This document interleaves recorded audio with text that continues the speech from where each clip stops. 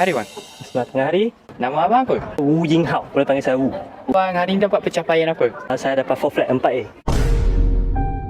Wish, hebat lah. Boleh tak saya nak tanya macam mana tips nak dapat 4 flat tu? Kalau bagi saya rasa pengurusan masa paling penting. Menguruskan masa bila mau belajar, bila mau main juga. Stabil lah. Ya, betul. So, abang lepas habis ni ada nak sambung belajar ke? Ada. Saya sedang menunggu tawaran pergi ke universiti. Saya telah meneruskan saya punya pelajaran di USM. Hebat abang eh. Plastic side eye. Okey. Terima kasih. Terima kasih. Hari ni abang dapat pencapaian apa bang?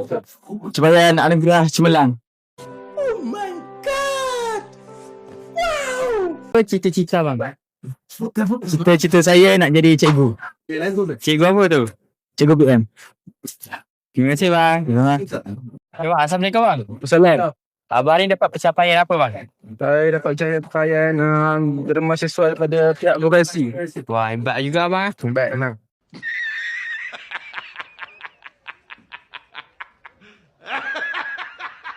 Abang ada plan tak macam mana nak score SPMT? Plan saya nak skor SPMT. Jangan kata malas-malas dah duduk rumah. Kena rajin. Banyak buat latihan. Okay.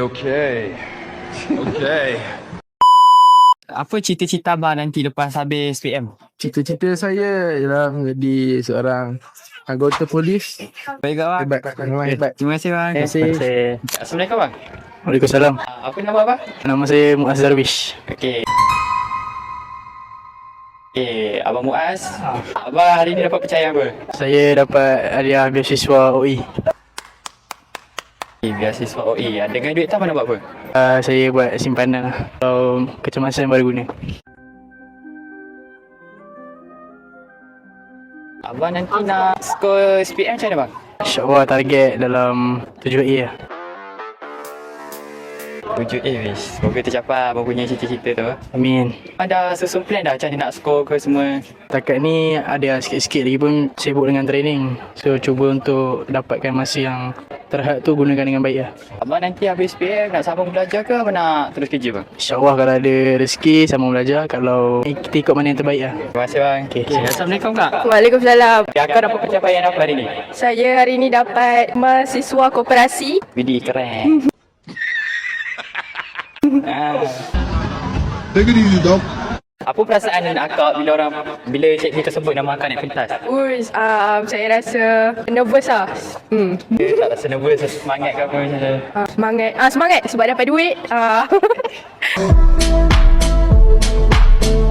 Nanti lepas habis akak form sini ada cita-cita lain tak? Tak pasti lagi lah. Bombastic side eye. Criminal offensive side. Tak ada contoh ke apa ke? Contoh cerita. Tak ada cita-cita. So nanti habis ni terus sambung kerja biasa-biasa apa? Ha. Semoga tercapai kak. Amin. Terima kasih. Terima kasih.